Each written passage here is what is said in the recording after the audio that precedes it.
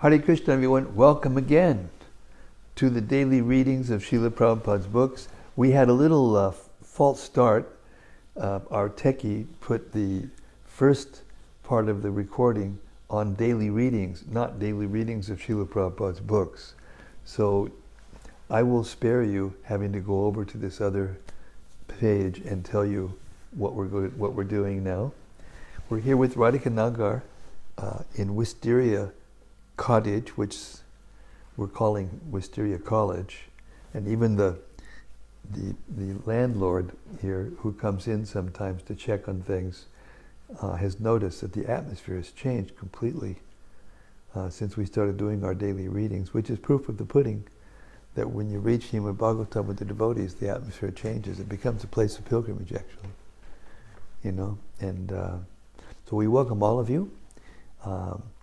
We have Bhakti Shish from London, who's here with us, and Radhika Nagar from Mayapur, who's doing the marathon, and he's a teacher in MIHG, and old-time friend and Sankirtan devotee, and our techie, Bhakti Matt, who's, learned how to correct the mistakes before they get too, much of a disaster. And he's working on making no mistakes at all. So welcome to all of you out there in cyberspace. And without further ado, we're a little bit late, so let us start. We're hearing Srila Sanatana Goswami's glorification of the Srimad-Bhagavatam. And every time I read this, I realize, sometimes I read it during the day, and also I realize how deep it is to understand what we're doing, what the Srimad-Bhagavatam is. And it's really helpful to meditate on what the Bhagavatam is. Okay, it goes like this. Srimad-Bhagavata Mahima Stotram. Sarvaschastrabdi Piyusha Sarva Vedaika Satpala Sarva Siddhanta Ratnadya Sarva Lokaika Drikprada. O nectar from the ocean of all scriptures, singular fruit of all the Vedas, rich mine of the precious gems of all conclusive truths, you are the only giver of sight to all the worlds. Sarva Bhagavata Prana Srimad Bhagavata Prabho Kalidvando Ditaditya Sri Krishna Parivartita. O life air of all the Supreme Lord's devotees, O Master Srimad Bhagavatam, you are the sun risen in the darkness of Kali.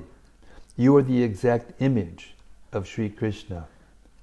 Paramananda Pataya Prema Varshaksharayate Sarvada Sevasevyaya Sri Krishnaya Namostume. I bow down to you who are supremely blissful to read. Your every syllable pours down a flood of prema. You can always be served by everyone. You are Sri Krishna himself. Madeka Bando Matsangin Madguru Man Mahadana Mannistada Mad Bhagya Mad Ananda Namostute.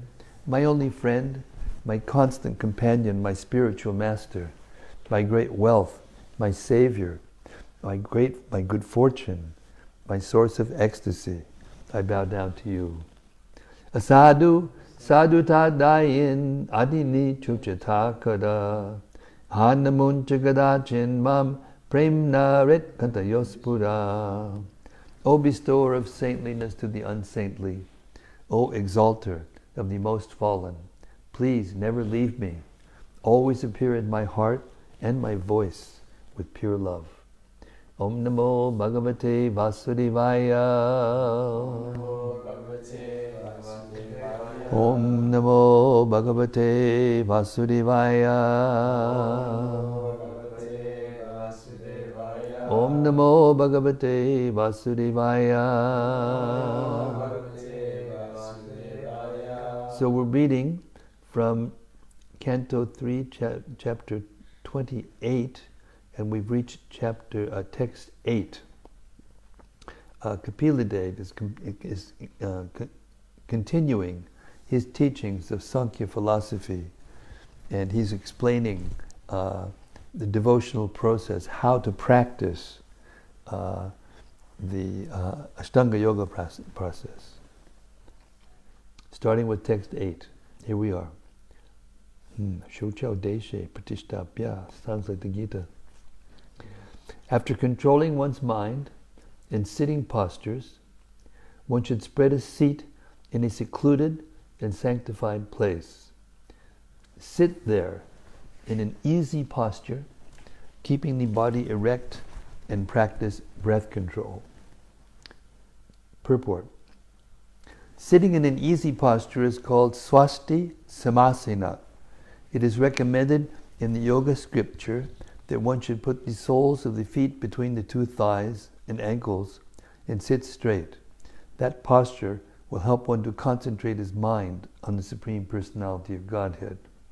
This very process is also recommended in Bhagavad Gita, 6th chapter. It is further suggested that one sit in a secluded, sanctified spot. The seat should consist of deerskin and kusha grass topped by cotton. Text 9. The yogi should clear the passage of vital air by breathing in the following manner. First, he should inhale very deeply, then hold the breath in, and finally exhale. Or, reversing the process, the yogi can first exhale, then hold the breath outside, and finally inhale. This is done so that the mind may become steady and free from external disturbances. Purport. These breathing exercises are performed to control the mind and fix it on the Supreme Personality of Godhead. Savai Manak Krishna Padada Vindayo. The devotee Ambarish Maharaj fixed his mind on the lotus feet of Krishna 24 hours a day.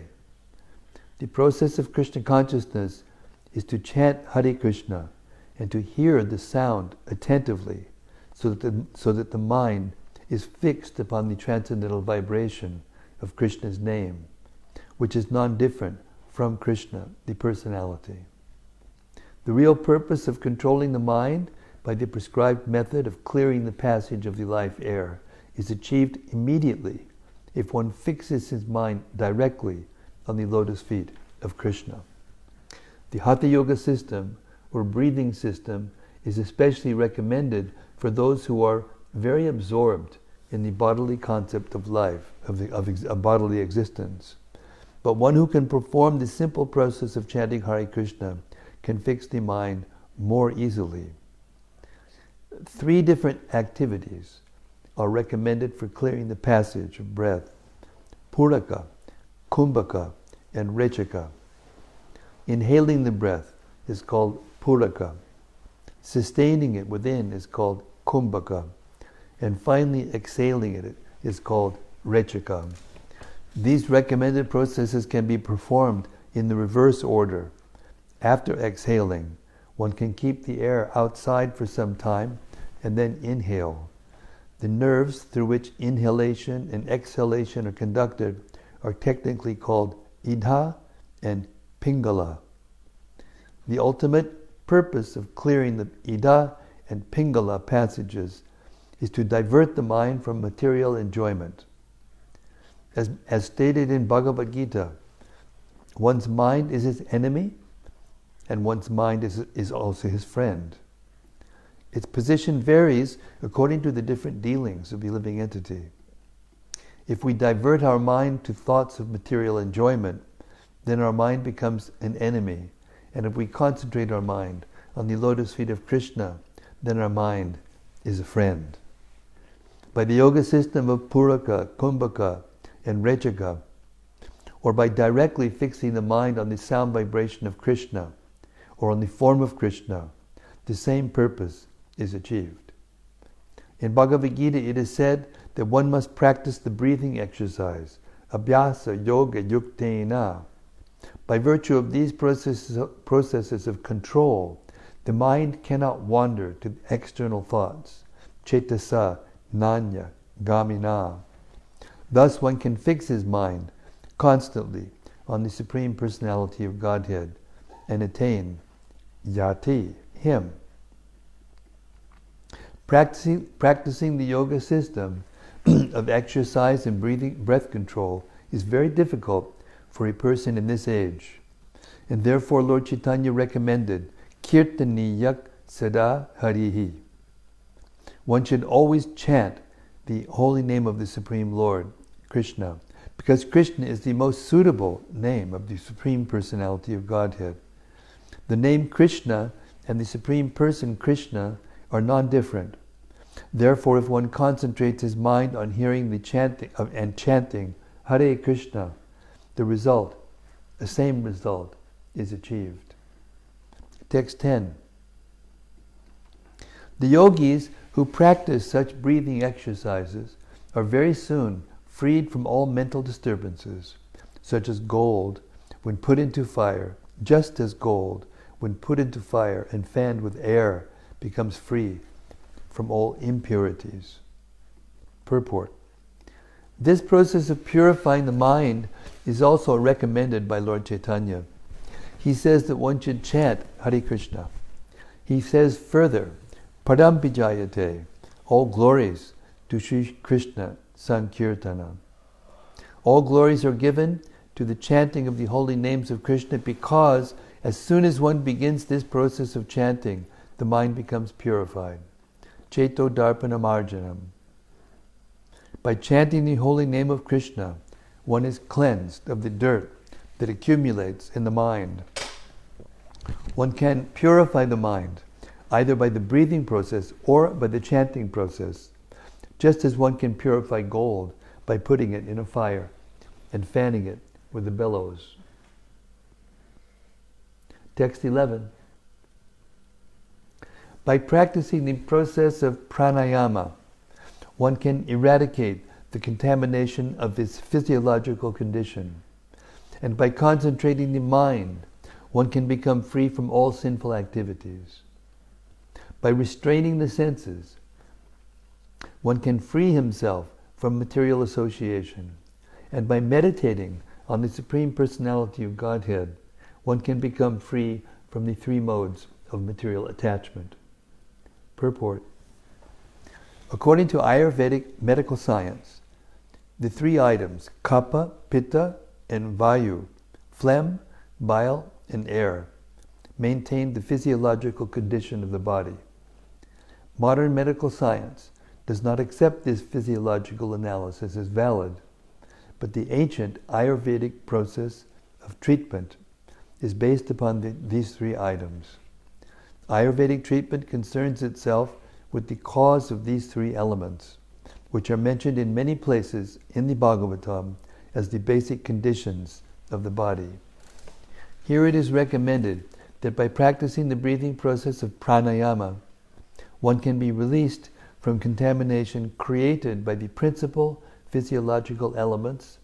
By concentrating the mind, one can become free from sinful activities, and by withdrawing the senses, one can free himself from material association. Ultimately, one has to meditate on the Supreme Personality of Godhead in order to be elevated to the transcendental position where he is no longer affected by the three modes of material nature. It is also confirmed in Bhagavad Gita that one who engages himself in unalloyed devotional service at once becomes transcendental to the three modes of material nature and immediately realizes his identification with Brahman.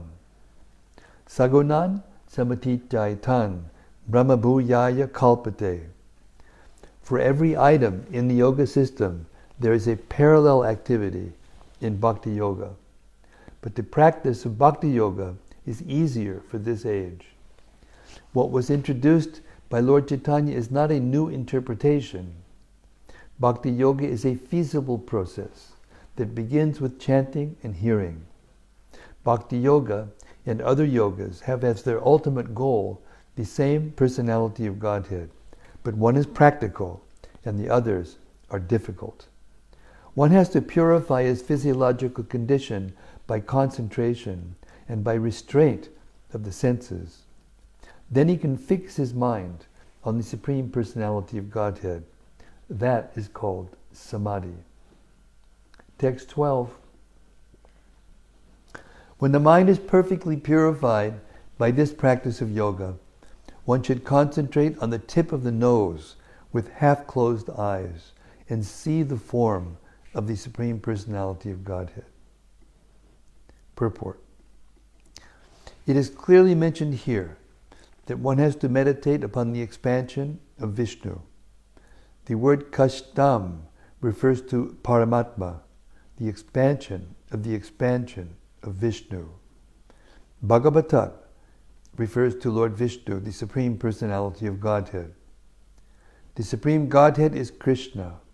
From him comes the first expansion, Baladeva, and from Baladeva come Sankarsana, Aniruddha, and many other forms, followed by the Purusha avatars. As mentioned in the previous verses, Purusharchanam. This Purusha is represented as the Paramatma, or Super Soul. As described, a description of the Super Soul, upon whom one must meditate, will be given in the following verses. In this verse, it is clearly stated that one must meditate by fixing the vision on the tip of the nose and concentrating one's mind on the Kala, or the plenary expansion of Vishnu. Text 13. The Supreme Personality of Godhead has a cheerful, lotus-like countenance, with ruddy eyes like the interior of a lotus, and a swarthy body like the petals of a blue lotus. He bears a conch, discus, and mace in 3 of his hands. Purport. It is definitely recommended herein that one concentrate his mind upon the form of Vishnu. There are 12 different forms of Vishnu, which are described in the teachings of Lord Chaitanya. One cannot concentrate his mind on anything void or impersonal.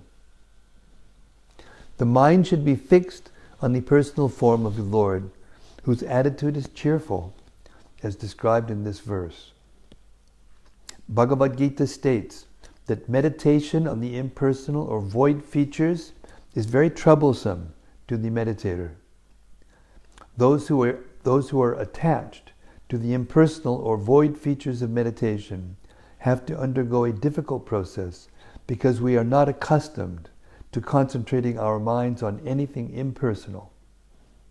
Actually, such concentration is not even possible. Bhagavad Gita also confirms that one should concentrate his mind on the personality of Godhead.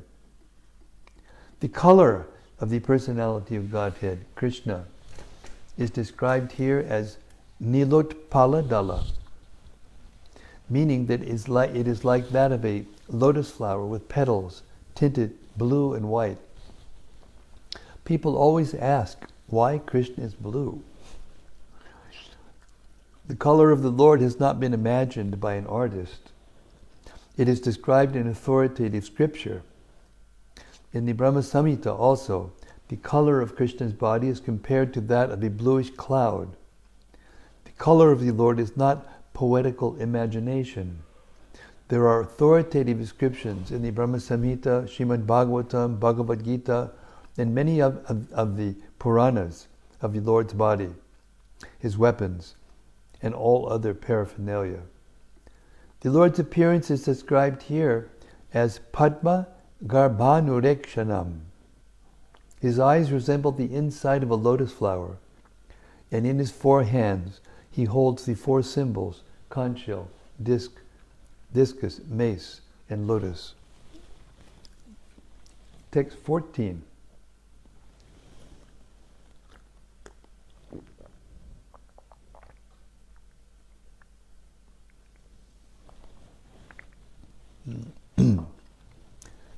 His loins are covered by a shining cloth, yellowish, like the filaments of a lotus. On his breast he bears the mark of Shivatsa, a curl of white hair. The brilliant Kaustuba gem is suspended from his neck. Purport. The exact color of the garment of the Supreme Lord is described as saffron yellow, just like the pollen of a lotus flower. The Kaustuba gem hanging on his chest is also described. His neck is beautifully decorated with jewels and pearls. The Lord is full in 6 opulences, one of which is wealth. He is very richly dressed with valuable jewels which are not visible within this material world. Text 15. He also wears around his neck a garland of attractive sylvan flowers, and a swarm of bees, intoxicated by its delicious fragrance, hums about the garland. He is further superbly adorned with a pearl necklace, a crown, and pairs of armlets, bracelets, and anklets. Purport. From this description, it appears that the lotus garland of the Supreme Personality of Godhead is fresh. Actually, in Vaikuntha, or the spiritual sky, there is nothing but freshness. Even the flowers picked from the trees and plants remain fresh, for everything in the spiritual sky retains its originality and does not fade. The fragrance of the flowers picked from the trees and made into garlands does not fade, for both the trees and the flowers are spiritual. When the flower is taken from the tree, it remains the same. It does not lose its aroma. The bees are equally attracted to the flowers, whether they are on the garland or on the trees. The significance of spirituality is that everything is eternal and inexhaustible. Everything taken from everything remains everything. Or has been stated in the spiritual world, 1 minus 1 is equal to 1, and 1 plus 1 equals 1. The bees hum around the fresh flowers, and their sweet sound is enjoyed by the Lord. The Lord's bangles, necklace, crown, and anklets are all bedecked with invaluable jewels. Since the jewels and pearls are spiritual, there is no material calculation of their value. Text 16. His loins and hips encircled by a girdle, he stands on the lotus of his devotee's heart. He is most charming to look at, and his serene aspect gladdens the eyes and souls of the devotees who behold him. Purport. The word darshaniya tamam, which is used in this verse, means that the Lord is so beautiful that the devotee yogi does not wish to see anything else. His desire to see beautiful objects is completely satisfied by the sight of the Lord. In the material world, we want to see beauty, but the desire is never satisfied. Because of material contamination, all the propensities we feel in the material world are ever unsatisfied. But when our desires to see, hear, touch, etc. are dovetailed for the satisfaction of the Supreme Personality of Godhead, they are on the level of the topmost perfection. Although the Supreme Personality of Godhead in His eternal form is so beautiful and pleasing to the heart of the devotee, He does not attract the impersonalists who want to meditate on His impersonal aspect. Such impersonal meditation is simply fruitless labor. The actual yogis, with half-closed eyes, fixed on the form of the Supreme Personality of Godhead, not upon anything void or impersonal. Text 17. The Lord is eternally very beautiful, and He is worshipable by all the inhabitants of every planet. He is ever youthful and always eager to bestow His blessings upon His devotees. Purport.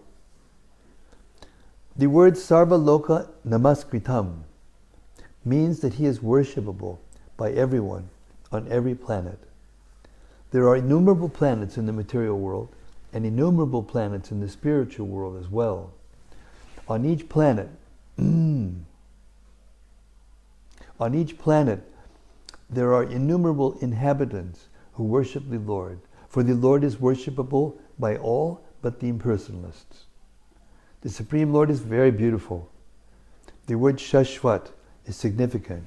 It is not that he appears beautiful to the devotees, but is ultimately impersonal.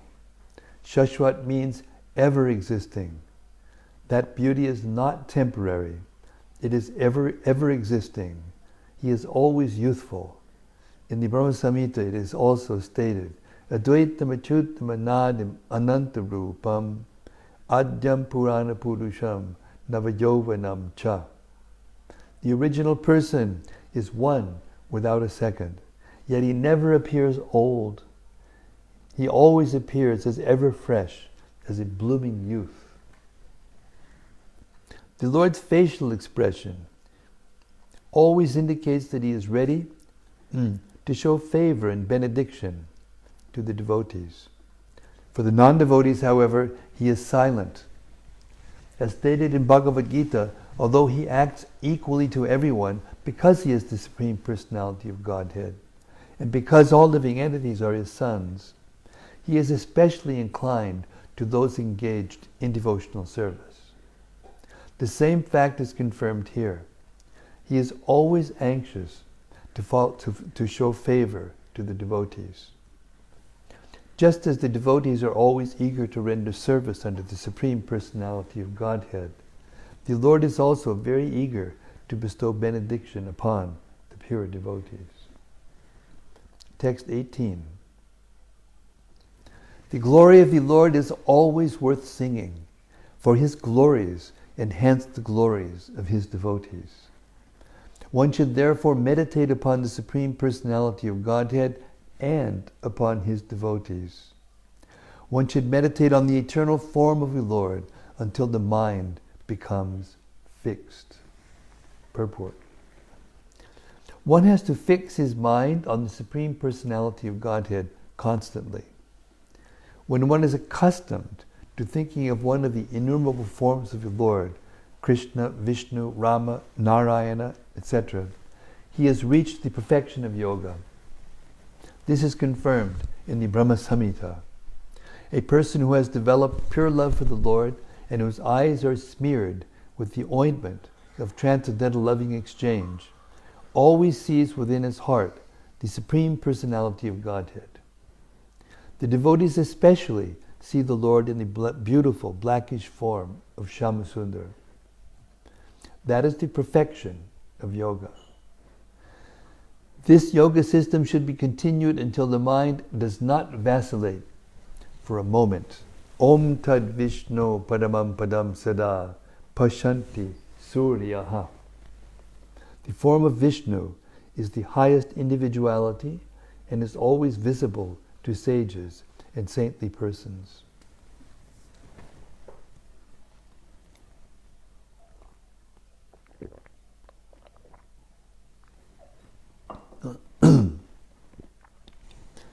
The same purpose is served when a devotee worships the form of the Lord in the temple. There is no difference between devotional service in the temple and meditation on the form of the Lord, since the form of the Lord is the same whether he appears within the mind or in some concrete element. There are 8 kinds of forms recommended for the devotees to see. The forms may be made out of sand, clay, wood, or stone. They may be contemplated within the mind, or made of jewels, metal, or painted colors. But all the forms are of the same value. It is not that one who meditates on the form within the mind sees differently from one who worships the form in the temple. The Supreme Personality of Godhead is absolute, and there is therefore no difference between the two. The impersonalists who desire to disregard the eternal form of the Lord imagine some round figure. They especially prefer the Omkara, which also has a form. In Bhagavad Gita it is stated that Omkara is the letter form of the Lord. Similarly, there are statue forms and painting forms of the Lord. And now we have digital forms of the Lord. Same. Another significant word in this verse is Punya Shloka Yashaskaram. The devotee is called Punya Shloka.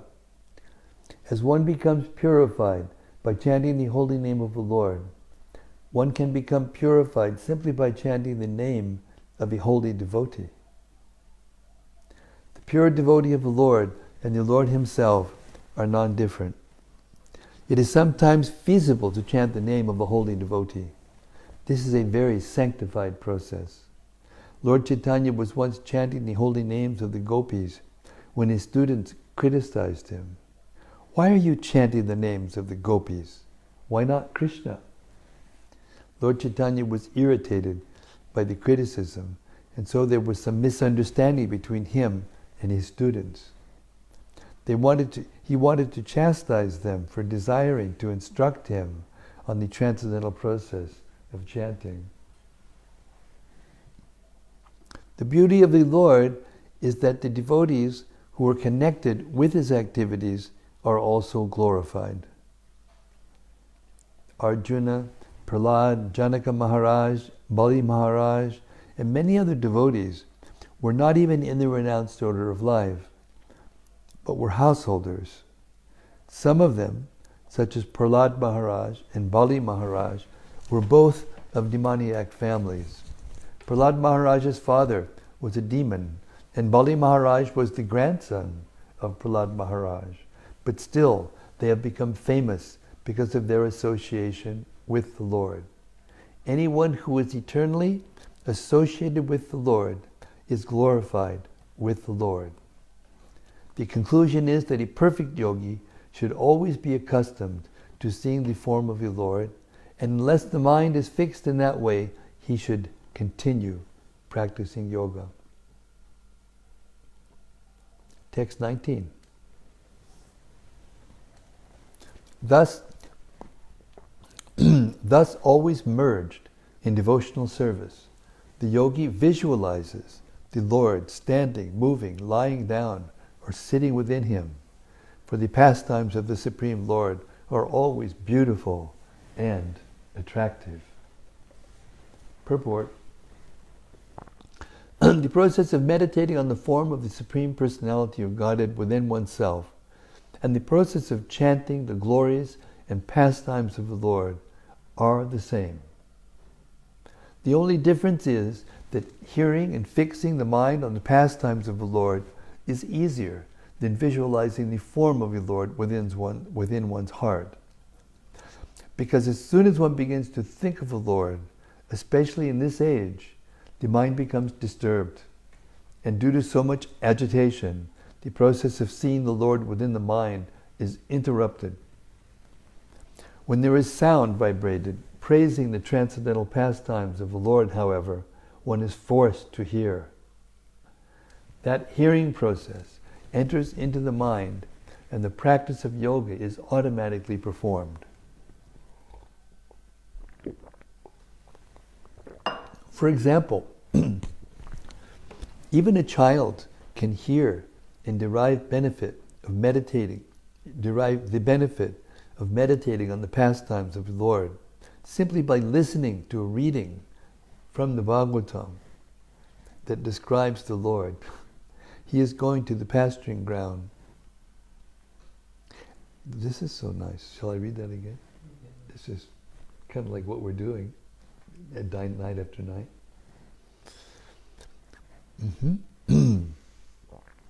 For example, even a child can hear and derive the benefit of meditating on the pastimes of the Lord simply by listening to a reading from the Bhagavatam that describes the Lord as he is going to the pasturing ground with his cows and friends. Hearing includes applying the mind. I'll read that again. Hearing includes applying the what? Mind.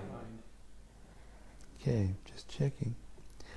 In this age of Kali Yuga, Lord Chaitanya has recommended that one always engage in chanting and hearing Bhagavad Gita. The Lord also says that the Mahatmas, or great souls, always engage in the process of chanting the glories of the Lord. And just by hearing, others derive the same benefit. Yoga necessitates meditation on the transcendental pastimes of the Lord, whether he is standing, moving, lying down, etc. Text 20. In fixing his mind on the eternal form of the Lord, the yogi should not take a collective view of all his limbs, but should fix the mind on each individual limb of the Lord. Purport. The word muni is very significant. Muni means one who is very expert in mental speculation or in thinking, feeling, and willing. He is not mentioned here as a devotee or yogi. Those who try to meditate on the form of the Lord are called munis, or less intelligent, whereas those who render actual service to the Lord are called bhakti yogis. The thought process described below is for the education of the muni. In order to convince the yogi that the absolute truth or Supreme Personality of Godhead is never impersonal at any time, the following verses prescribed observing the Lord in his personal form, limb after limb. To think of the Lord as a whole may sometimes be impersonal. Therefore, it is recommended here that one first think of his lotus feet, then his ankles, then the thighs, then the waist, then the chest, then the neck, then the face, and so on. One should begin from the lotus feet and gradually rise to the upper limbs of the transcendental body of the Lord. Text 21. The devotee should first concentrate his mind on the Lord's lotus feet, which are adorned with the marks of a thunderbolt, a goad, a banner, and a lotus.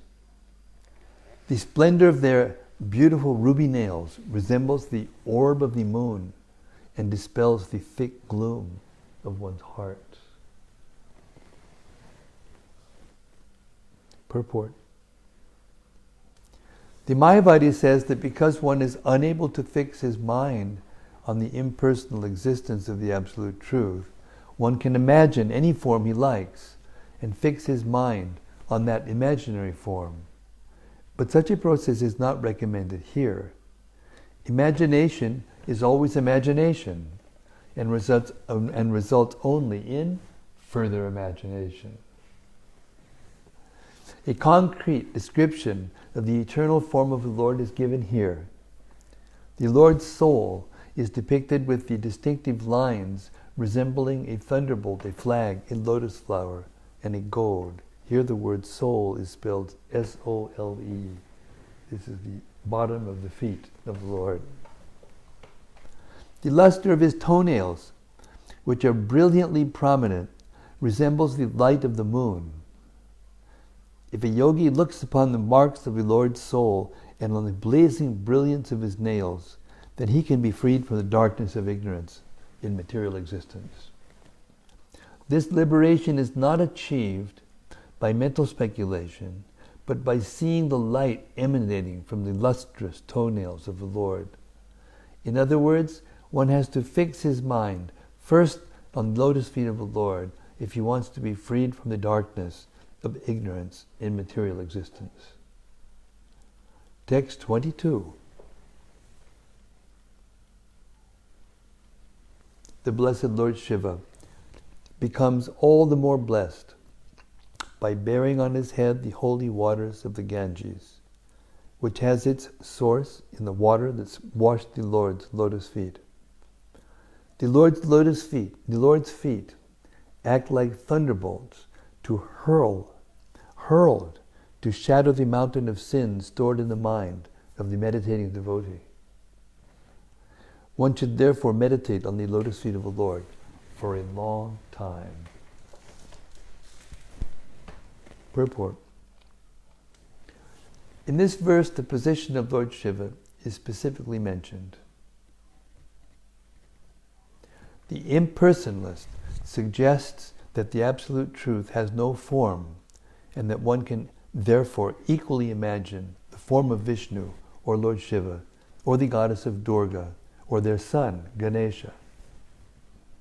But actually the Supreme Personality of Godhead is the Supreme Master of everyone. In the Chaitanya Charitamrita, it is said, Ekale Ishwara Krishna Ara Sababritya. The Supreme Lord is Krishna, and everyone else, including Lord Shiva and Lord Brahma, not to mention other demigods, is a servant of Lord Krishna. The same principle is described here. Lord Shiva is important because he is holding on his head the holy Ganges water, which has its origin in the foot wash of Lord Vishnu. In the Hari Bhakti Vilas by Sanatana Goswami, it is said that anyone who puts the Supreme Lord and the demigods, including Lord Shiva and Lord Brahma, on the same level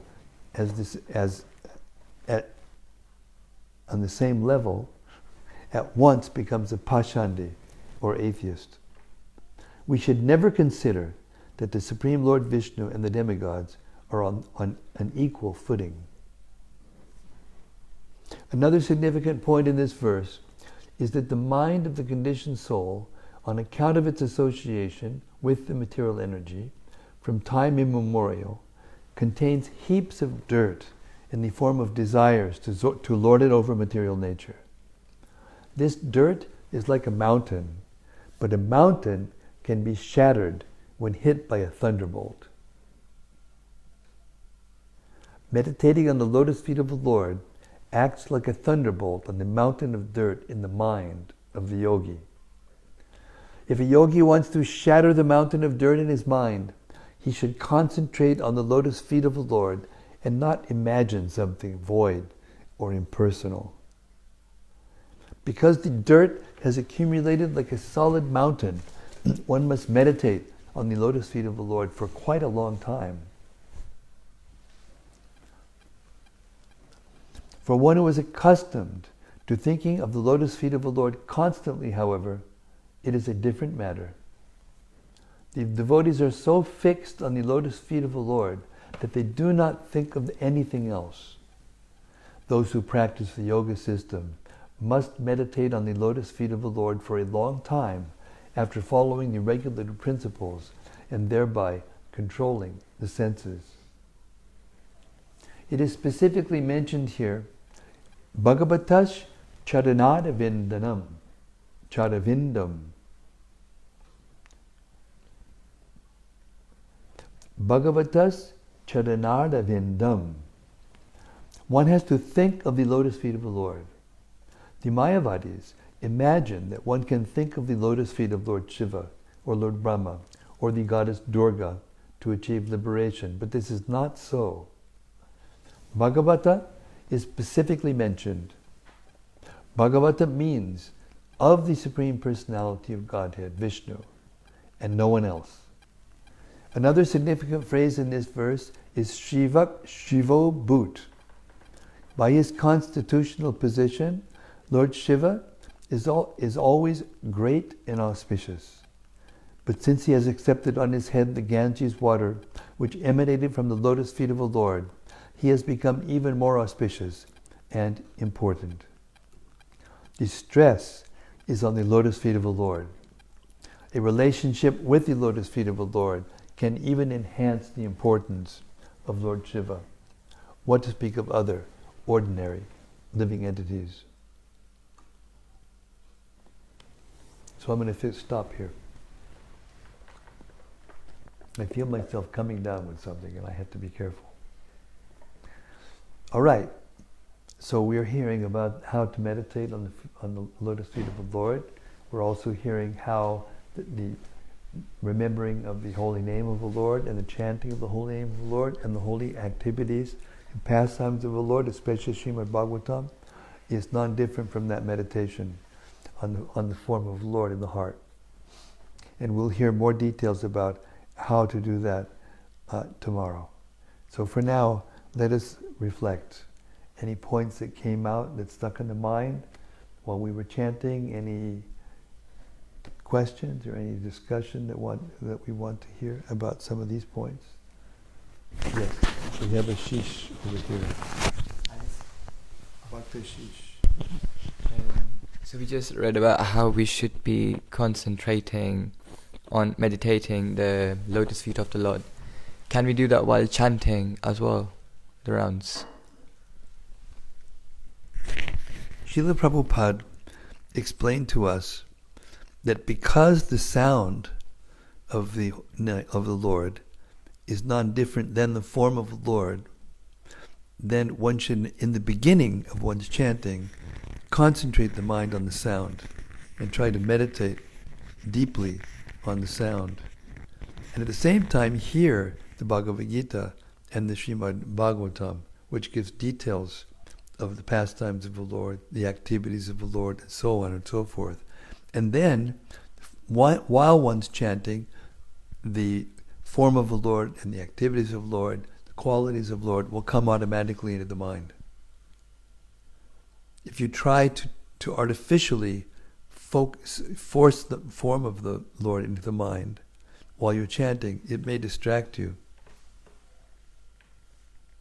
It's possible. So we should chant, purify our heart, because this is the Cheto Darpana Marjanam. The core of the heart is purified by the chanting, by hearing the holy name of the Lord. And from that process comes everything, automatically, without separate endeavor. Of course, once we become advanced in chanting and advanced in hearing, then it's possible.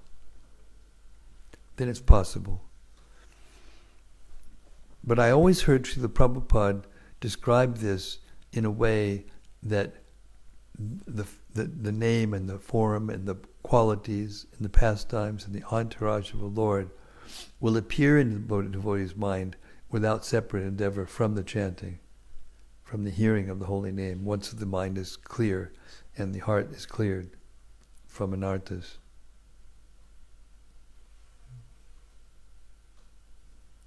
Okay? Anything else?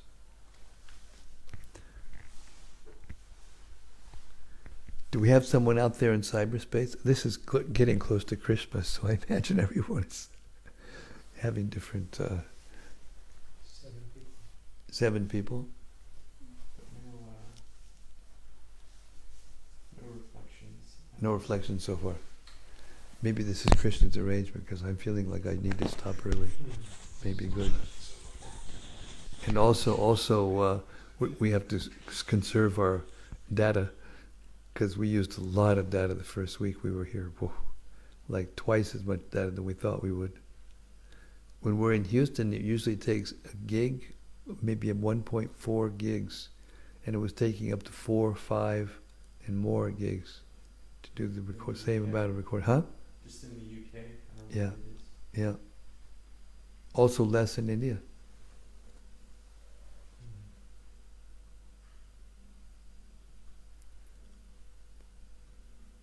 Okay, thank you very much, everyone. All glories to the form of the Lord. All glories to the holy name of the Lord. All glories to the process of pure devotional service. All glories to Kapila Dev, the propounder of that process. All glories to his mother Devahuti, who asked the right questions at the right time to the right person. Samaveda Bhakta Vrinda Ki Jai. Gaur Premanandi. Hari Hari Bol. See you tomorrow night, folks. Same station, same time, same place. Hari Bol.